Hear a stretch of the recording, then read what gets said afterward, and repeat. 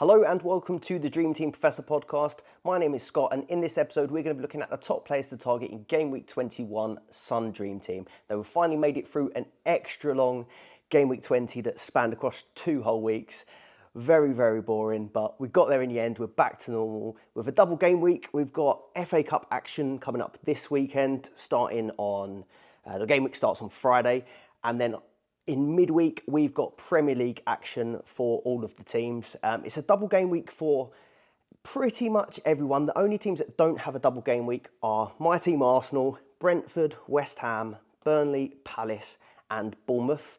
These teams will only play in the Premier League, and then the rest of the teams have FA Cup and Premier League action.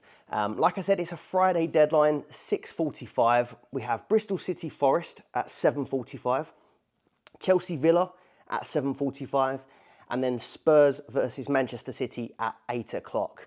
All on the Friday of the deadline, Friday deadline 6:45. Now we could get some important team leaks, specifically in that Spurs City game, but that is the later kickoff of the 3 games. So we'll have a bit less time for those ones, a bit less likely that we'll get team leaks. But it's going to be one of those game weeks where we want to wait till the very last minute to make our transfers. Because if we do find out someone like Haaland starts, or he's back, or even KDB starts in that Spurs game, we're probably going to want to move and get them into our team. So something to look out for. Maybe make your plans in your head to start with, but then have a backup plan if some of the big hitters like a Haaland come back and you want to get them in your team. If you've noticed, the background is different in this video if you're watching on YouTube. I'm actually away on holiday at the moment in Lanzarote, so if things sound a little bit different or look a little bit different, I'm using slightly different equipment this time. So I will try and make this episode a bit quicker because I want to go back to the sunbed and carry on drinking my beers, but couldn't miss an episode right ahead of Game Week 21. So, Game Week 22, if we move on to Game Week 22, we have a Premier League single, but it could be a double game week for teams that draw in the FA Cup and then have to play a replay. So that will be put into Game Week 22. So we could have some teams that have a double game week, but we don't know about it until they've played their FA Cup sort of first leg. So could be a double game week for some, but it's hard to plan for at the moment. And then in Game Week 23, we have the return of the Champions League for Manchester City. It felt like that was going to be ages away, but it's come around quite quickly. So in Game Week 23, we have the return of the Champions League for City against Copenhagen. And I imagine a lot of people are going to be loading up on City players now because they do have a lot of fixtures coming up and they're the first to return to Europe. They have the most guaranteed fixtures between Game Week 21 and Game Week 23 with 5 guaranteed fixtures, but this could increase to 6 if they draw with Spurs in the FA Cup and then get a replay in that Game Week 22. So a lot of moving parts at the moment, but moving towards City does look like it's going to end up being the play as they have the most games coming up. Most other teams, I said City could play up to 6 times between Game Week 21 and 23. Most other teams play 4 times, or if they have an extra FA Cup replay, that could be 5. And teams without FA Cup, like Arsenal, for example, will only play 3 times in this period. So there could be quite a big difference in the amount of fixtures people play.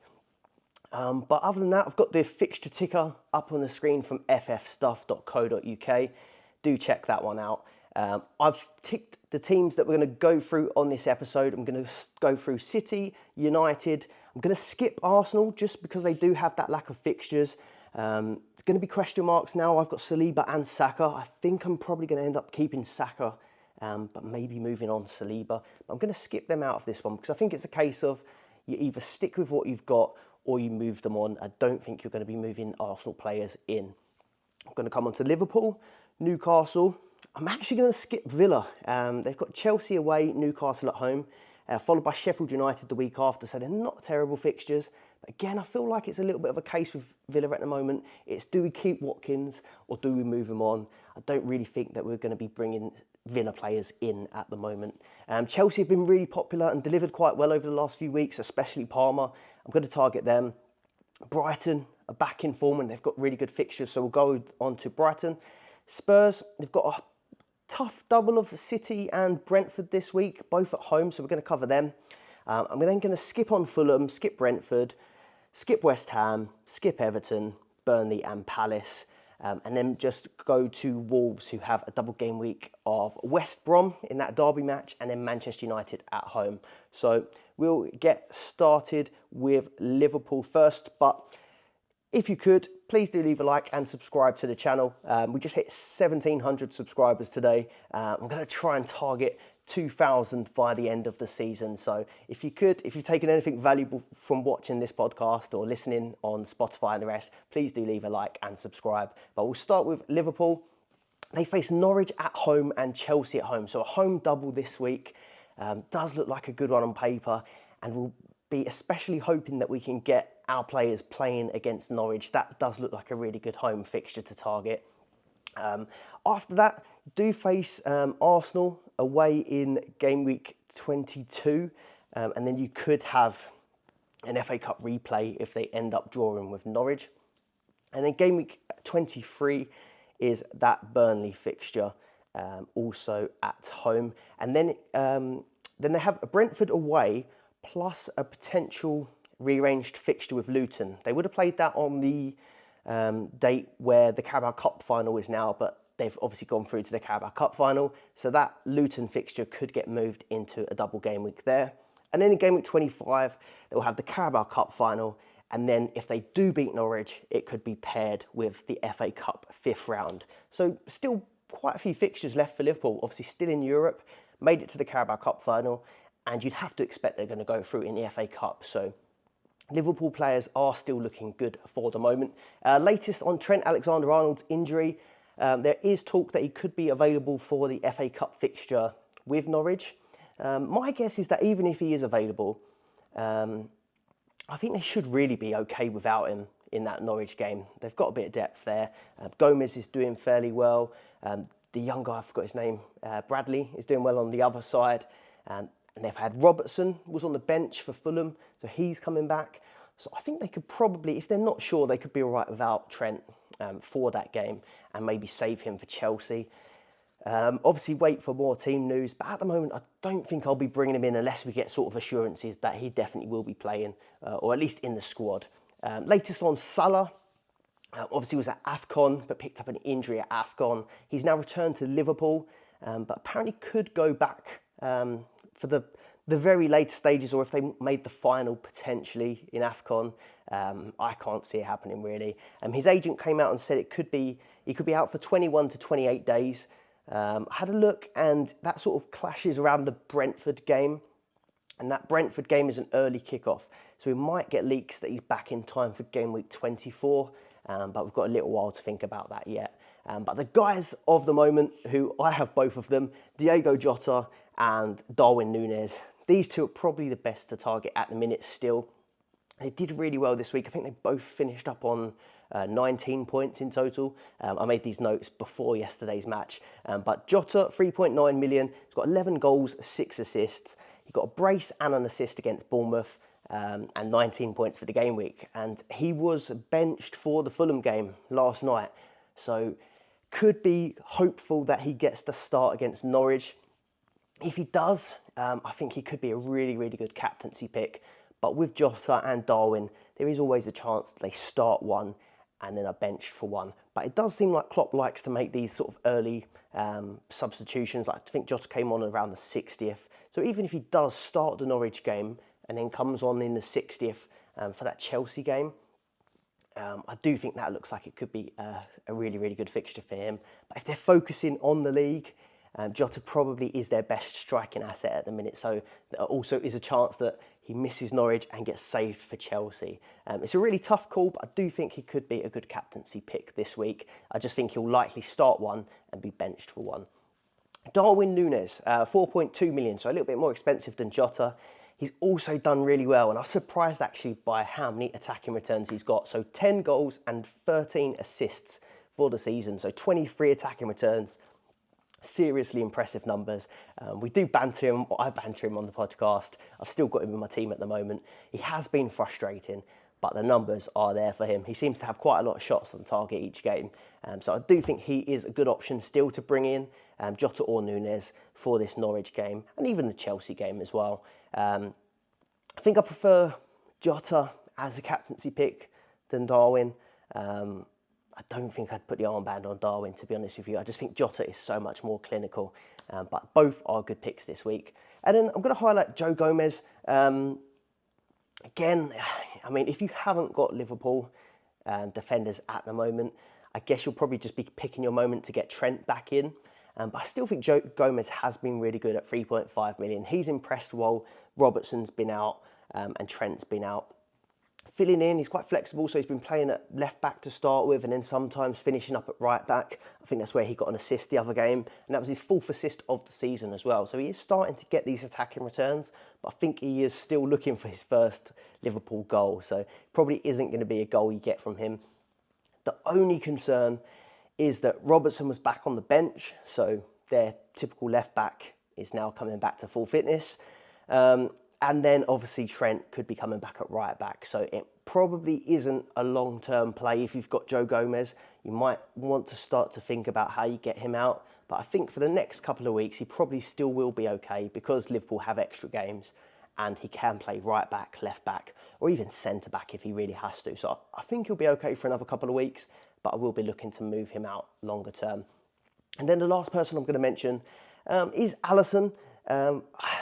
I don't love it myself, but he does have the joint most clean sheets now with 9. He's joint with Raya and Onana on 9 clean sheets, despite not playing in the Carabao Cup and not playing in Europe. So he might play in the FA Cup, but he isn't going to play all of the games.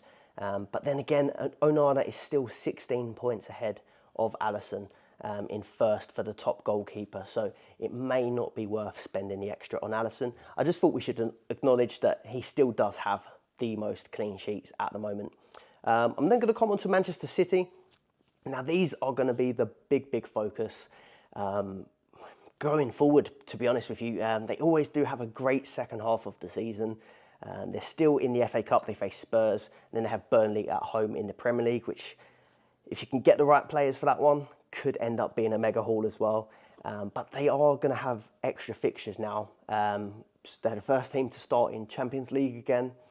And yeah, just lots of double game weeks coming up. So plenty of fixtures. They've actually got the potential to double all the way up to game week 26. But that is if they do get a replay with Spurs and then go through in the FA Cup and Champions League. But just something to be aware of. There is potential to go all the way from game week 21 all the way to game week 26 with double game weeks.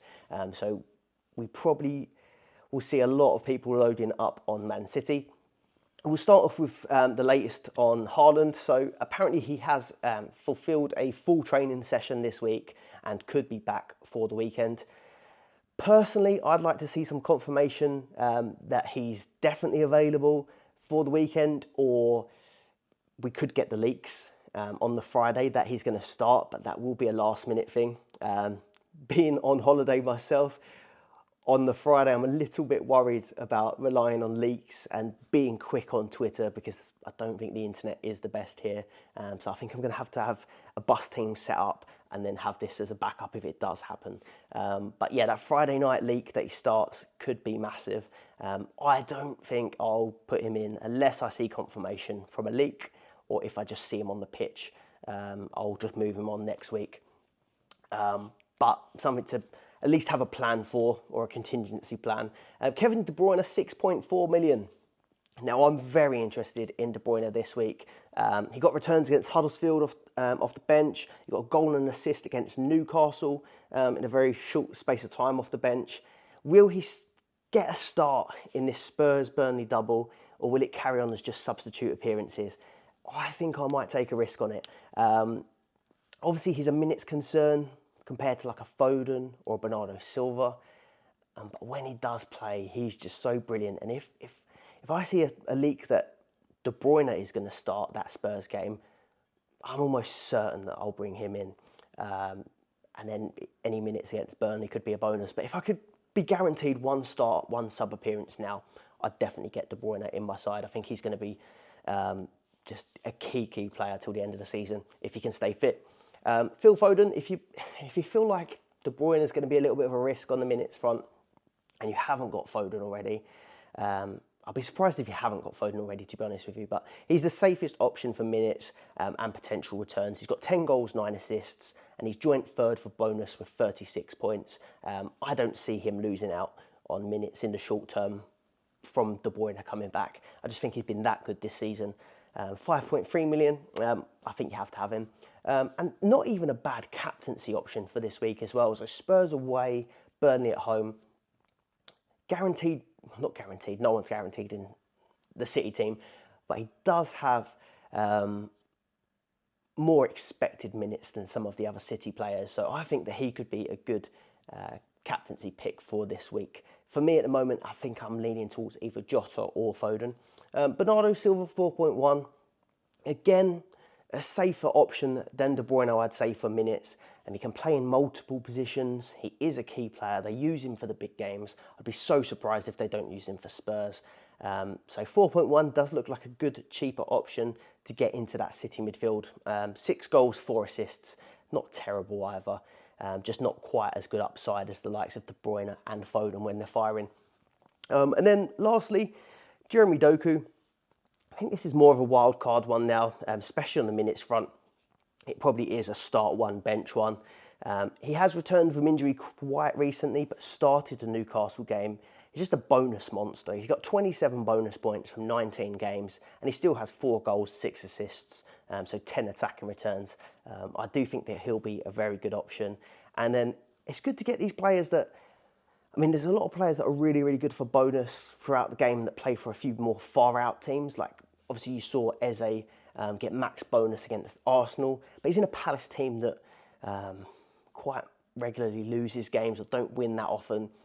Whereas with a Doku, it may not be as good for bonus, but you've also got more chance of attacking returns, more fixtures, and they're just a better goal scoring side. So I think I'd like to, if I like the look of like an Eze or someone else that scores bonus on the regular, I think Doku could be a better option just because he's in a better side. And then lastly, Kyle Walker. Now, not the most exciting. The City defenders haven't been the best. You're mostly relying on clean sheets with them, 3.1 million. But if you did fancy moving early on the City defence, just for the extra fixtures, I think Kyle Walker is the logical way to go. And I am looking at him myself. I've currently got Gusto and Saliba. I'll do my team update at the end. But I've got Gusto and Saliba. Gusto potentially injured, Saliba just the single game weeks. I think Kyle Walker would be an upgrade on either of them. It's just whether or not you want to go for a Walker, or do you want to go for someone a bit more exciting with a Stupinian or Porro, for example, that have a high attacking upside, could get goals, assists. But Kyle Walker does do okay for bonus as well. He's got 18 bonus from 24 games. I think he recently got max bonus playing against Crystal Palace. I think he got 5 bonus points. And sometimes he does play quite high up now. So he is a good option. Maybe not as exciting as some of the more attacking defenders, but if you did want to just get a City defender in place, I don't think you can go wrong with Walker. On to Brighton next. Now, a team that do have an attacking defender in their side. They face Sheffield United away and then Luton away. Both away fixtures, but a really good double nonetheless. And Sheffield United away, you'd have to expect that Brighton probably are going to go through in the FA Cup. With Walker or City, they don't have the best record against Spurs. So while they're the favourites, there is a chance they go out. You'd have to think that Brighton beat Sheffield United. Famous last words, of course, and maybe I've jinxed it, but I think if you do go for Brighton, you could hope to plan for that extra FA Cup game later on. They got a clean sheet against Wolves, and this is a very good double on paper. They then face Palace, Spurs, Sheffield United and Everton. So good fixtures long term. Fulham, Forest as well. So if you do go for a Brighton player, it does seem like it's a long term play. And then eventually they'll have Europa League in game week 26. So they are probably going to have long term decent fixtures. Stupinian, 3.2 million. Now this has been an interesting one because I use this term loosely, but he's been playing as like a left centre-back at times. Now, not a traditional left centre-back. They've just at times been in a free with Van Hecke, Dunk, and then Stupinian sort of taken up that left centre-back position. Now I've got on the screen, this is on SofaScore. You can look at people's average positions or touch maps. And you can sort of see that Estupiñán's number 30 there. He's kind of in a free with Van Hecke, Dunk, and then playing a bit more inverted rather than bombing down the line, which I just think is a little bit interesting because we're used to him sort of hugging the touchline, driving forward, but he's been slightly deeper, slightly more inverted. Still not a proper left centre-back, still getting forward. I think he had 11 crosses in that Wolves game, so he's still getting involved. But he seems to be doing quite well for bonus recently. He gets tackles, he's got attacking threat, scored 2 screamers recently. So I do think he's a really, really good pick. Not the best defence, Brighton, but they do seem to be improving now they're getting their players back. Estupiñán's already 17% in the top 1K, and I expect that's going to rise quite a lot. So I think he's a really good pick. Got 3 bonus points against Wolves, clean sheet, 10 points. I think he's a really, really good pick. And I am tempted to go for him over Walker. He is just a bit more exciting. You can see him getting more points. It's just whether or not you want to go for the extra fixtures that Walker probably will end up playing. João Pedro, 3.8 million. He's on 176 points, puts him the 6th highest scoring player in the game, the 3rd highest scoring striker just behind Salah and Haaland. 12 bonus points, puts him the 3rd highest striker on bonus points behind Ayew and Cunha. And then, yeah, I wouldn't mind even captaining him this week. Obviously, De Zerbi does rotate a fair bit, but he's on penalties. He's got that extra penalty chance, and he's hitting 3 bonus points in the last game. So I do think that he could be a good differential captain pick for this week. And then Pascal Gross, 4.2 million. He's the 7th highest mid. He's got 26 bonus points, and he's about as nailed as it gets when it comes to Brighton. I think now I'm going to be looking towards City rather than Brighton. Maybe a Estupiñán. But I'm thinking to myself, with Pedro, I've already got the 2 Liverpool guys, and I'm just sort of waiting for the right time to get Haaland in. So I don't see myself bringing in Pedro, but I do think he's a good pick. Pascal Gross as well is just a safe option that's going to tick along each week. I do think he's good, but maybe not necessarily really explosive. Right, on to Manchester United. A lot higher up the list than I'd typically expect. I would classify this as a 1-week punt. I'm still not convinced by Man United. I just don't see the way they're trying to play or what style they've got at the minute. With Brighton, Arsenal, City, Liverpool, you just know what you're going to get. And I just think there's a bit of unknown still about Man United when it comes to how they play as a team, who their players are that regularly deliver.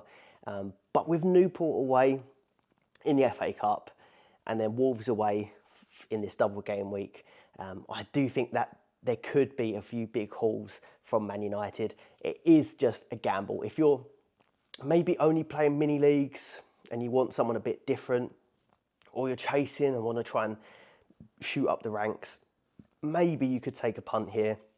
Maybe if the rest of your team's set up well. I won't be doing it, but if I was, Marcus Rashford, 3.9. He's averaged 8.3 points per game over his last 3, 4 goals and 6 assists for the season. A lot down on what we would have expected from Rashford at the start of the season, but if he does start against Newport, you got to fancy him as a striker.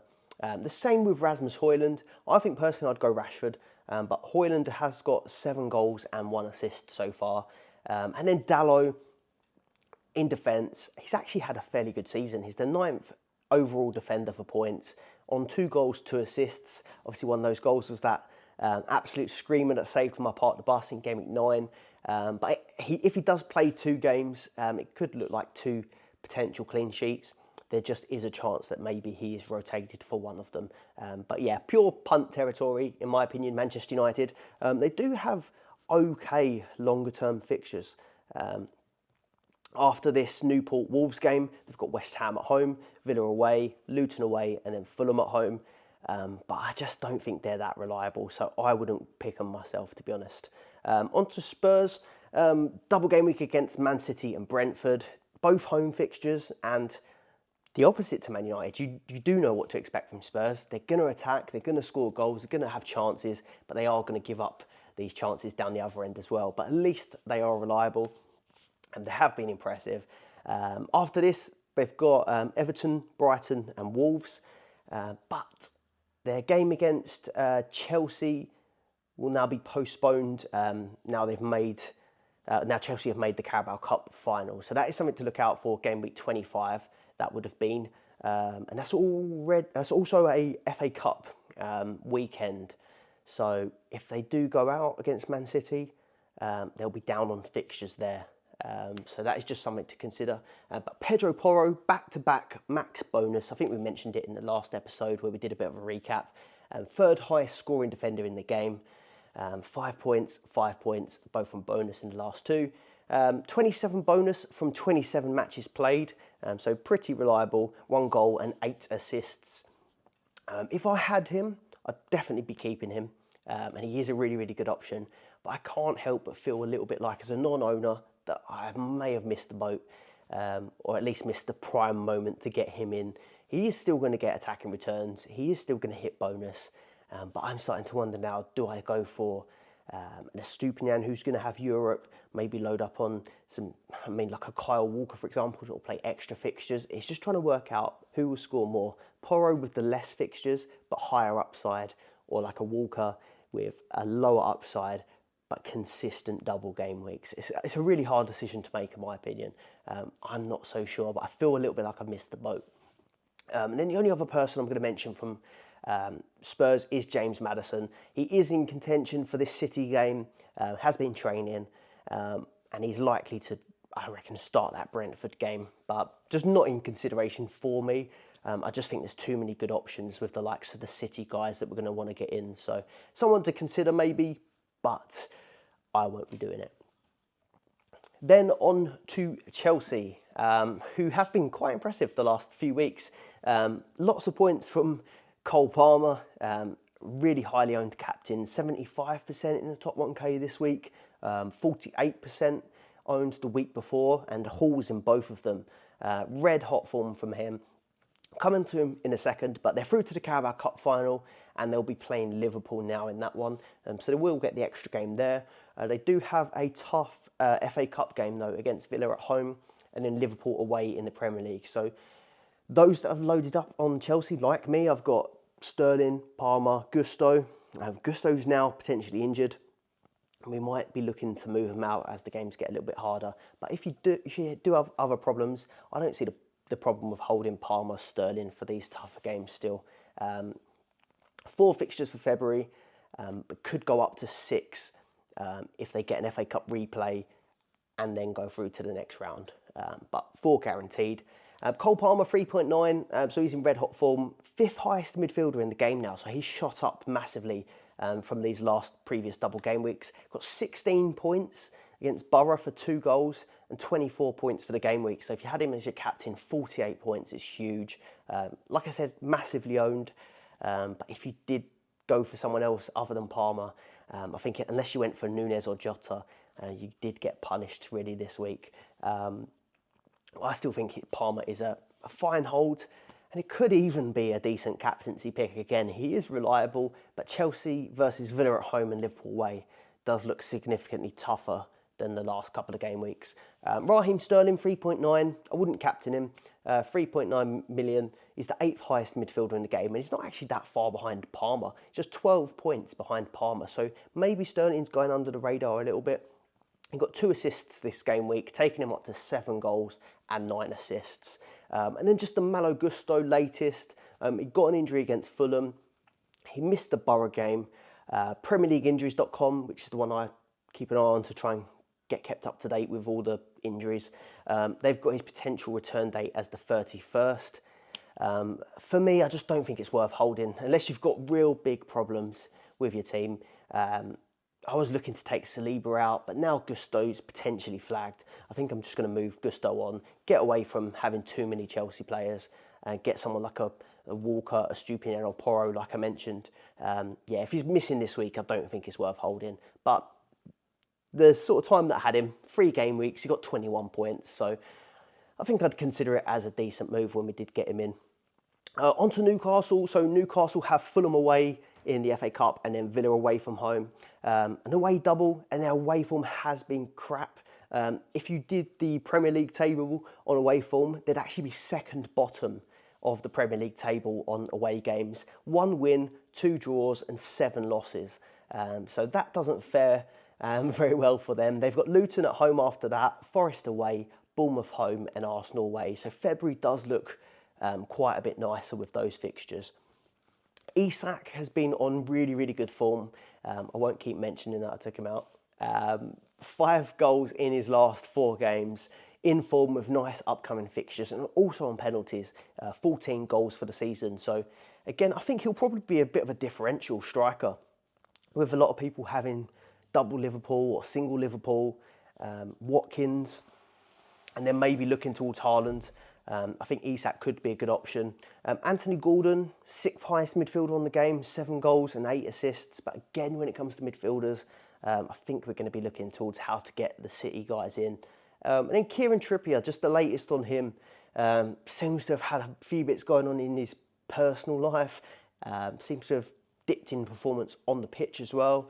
And then there was these rumours that he could move to Bayern Munich, but I think that got squashed yesterday by Fabrizio Romano. A £15 million bid was rejected, and apparently the deal's off and he's not for sale.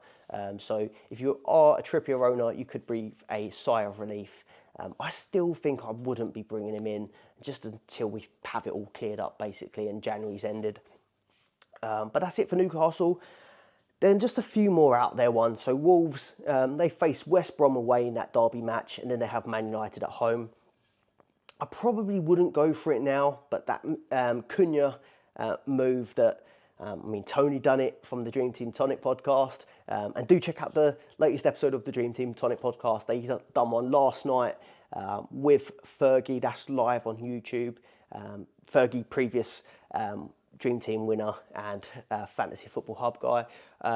Yeah, check that one out. That's really, really valuable. But Cunha, 7 goals, 6 assists, and he's on pens.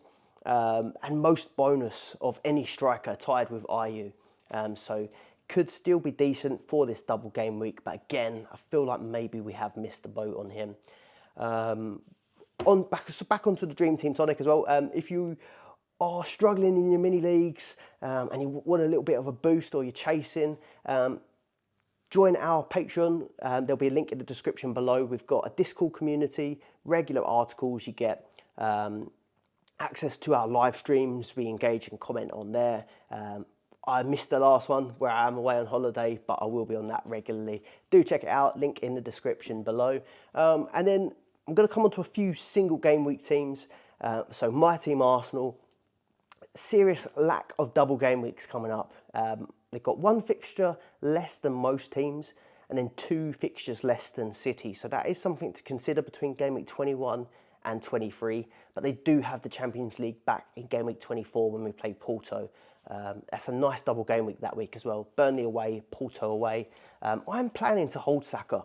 I know it is a bit of a debate in the Dream Team community because he does have a lot less fixtures than De Bruyne, the City guys.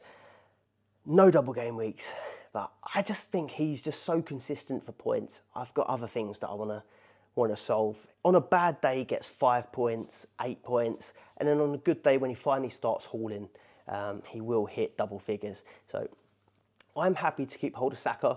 I was at the last game the other day, and I think he did look promising. Didn't do very well for points again, which was disappointing, but Arsenal did look good going forward. I did think he looked promising in the game. So I'm going to carry on and hold on to Saka. I'm pretty sure of that. But I would understand if you did want to go for more of a fixture play. But Arsenal defenders, I definitely would look to move on now. And maybe get back around game week 24. Forest away, Liverpool at home and West Ham away are the next fixtures. So not the best for defence. But one thing I did notice is the gap isn't actually that big. I haven't got the numbers in front of me, but Gabriel scoring his 2 goals or a goal and an assist, and Saliba getting that clean sheet, they're not actually that far away from Porro. I've not got the numbers in front of me, but I think it was only about 20 odd points, which surprised me. I thought that the likes of those attacking defenders were a lot further ahead. So I'd hang on to Saka, personally. I know that's a controversial one. I'd move on my defenders. Crystal Palace, I just wanted to mention that is a, I think, 9-pointer in a 5-0 loss. A lot of people complaining about the bonus point system, but I was at that game, and honestly, he was incredible. I know they lost, I know they got battered 5-0, but just watching the game from like a dream team perspective, I just knew in that first half he was going to get max bonus. I'd seen him do it previously, just from the points, but never watched it live. And just every time he got the ball, he completed the dribble or he got fouled. And both things get you the player performance marks that get you the bonus points. He was shooting from everywhere. He was on all set pieces, so getting loads of crosses in as well. I think it was a couple shots on target or one shot on target. He was involved in absolutely everything. Yeah, bonus monster. I don't think that it's that controversial that he does hit bonus, and quite honestly, I feel like he deserved it. I just wanted to mention that. I won't be bringing him in, but I do think he deserved his 5 bonus points. Then Brentford, out of the FA Cup, but they do have an extra fixture in February, which is the rearranged Man City fixture, but that does make a double game week of City and Liverpool, which is not the best. Liverpool at home and City away. So if you did go for Ivan Toney, the fixtures are tough. They're then followed up by Spurs. It's Spurs, City, Wolves, Liverpool, City, West Ham. So a ridiculously tough fixture run. But if you did want to go for someone a bit differential up front, he could be a brave one. He's the talisman. He's on all set pieces. He scored that clever free kick in the last game. We've seen him score plenty of penalties before. He would be a differential if chasing. I don't think I'll go there, but it is an exciting one. 5 million though, really, really expensive. But got a goal, a shot on target, a big chance created, and even 1 bonus point in their last game. Right, thank you very much for watching so far. So I'm going to just come on to my team update now. But if you have enjoyed it or taken anything valuable, please do leave a like and subscribe to the channel. Also on, if you're listening on podcast platforms as well, please do leave us a rating on there. But on to my team update. So 140 points for the game week, taking me up to 2,244 points in total. And that was a green arrow for me. I'm just getting my rank up there. I can't remember what it was, but we did get a green arrow this week, taking us to, where are we? 122nd overall now. So trying to get back into that top 100. So I had the Bravka, got me 4 points this week. Gusto got me 6, but did miss that second fixture with injury. So he's probably going to be one that we look to take out. I've got Saliba with the clean sheet, got me 8 points. Joe Gomez, I've been really impressed with him since I've put him in. 13 points from him. Cole Palmer, I was tempted to double down and go Jota again, and then was kicking myself that I didn't when he hit that first haul. But Palmer has delivered again, 48 points with the armband, so glad I went for that. Saka with 5 points, not the best game from him, but I think I'm going to keep him. Sterling with 11, again, another recent transfer in, and he's done pretty well, 2 assists this week. And then a relatively quiet week for Foden with the 5 points, but he has been brilliant all season. Ollie Watkins, sick to death of him, 2 points. He's going to be someone I'll be looking to move out, if not this week, very soon. And then the 2 Liverpool guys up front have smashed it. 19 points for Jota, 19 points for Nunez. I'm really pleased with that decision to go for that Liverpool double up top. So initial thoughts of who to get out. The getting out part does seem a little bit easier for me. It's Gusto with the injury concerns, Saliba with just the 1 fixture, and then Watkins could also be on the list for potential move out. But the only thing is with Ollie Watkins is that he does have a double game week. It's Chelsea and Newcastle, so it's tough. But Saliba and Gusto, Gusto might not end up playing at all. Saliba just has the 1 fixture. But the problem I have is in this week where it looks like it's going to be good to move on to City, moving Gusto and Saliba out, 2 defenders, doesn't really help with the players that I want to get in. The players that I like the look of in defence, Estupiñán, Walker. Like I said, I think I've probably missed out on Porro now.